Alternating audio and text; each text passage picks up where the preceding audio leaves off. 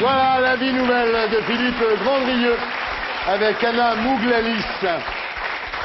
Pour vous, en tout cas, c'est une sacrée performance d'actrice, sérieusement, non? Oui, ça a été assez incroyable. C'est un film qui m'a permis de plus être du tout dans le jugement, d'accéder juste à une présence, de plus me demander si j'étais juste ou fausse, bonne ou mauvaise. Ça a été immense, vraiment. Ça a concrétisé tous les fantasmes que j'avais par rapport au cinéma. C'est la première fois que vous abandonniez comme ça dans un film? Oui, on parle souvent de l'abandon dont on doit faire preuve. Et là, il y a eu, c'était plus qu'une métaphore par cette scène des cheveux, qui était la première. J'ai abandonné quelque chose physiquement et après ça a placé le film. Donc ça a été vraiment incroyable. Vous dites j'ai porté, parce que vous êtes souvent nu dans ce film, vous dites j'ai porté la nudité comme un costume, c'est une assez jolie phrase, la pudeur est ailleurs.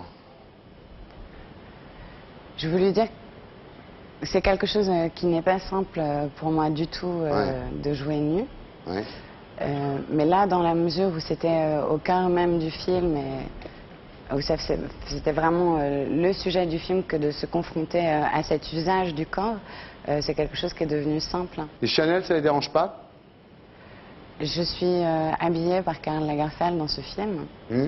Et non, Chanel me demande de l'élégance, du raffinement, quelque chose comme ça, mais la façon après dont je décline tout ça, c'est laissé à ma propre volonté. Vous craignez pas d'avoir le sort de Inès de la Fressange quand elle était devenue Marianne, par exemple? C'était quoi le sort d'Inès de la Fressange? Ben, il la virait. Hein. Karl est content de ce film. Karl ne l'a pas encore vu. Mais je pense, c'est quelqu'un qui est dans une recherche. Ben, il va nous le dire lui-même, voici Karl Lagerfeld.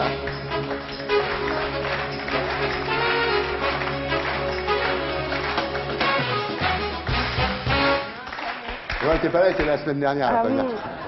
On va se taper Karl Lagerfeld toutes les semaines non plus, quand même. Hein. Anna Mouglalis, la vie nouvelle, donc de Philippe Grandrieux, mesdames, messieurs.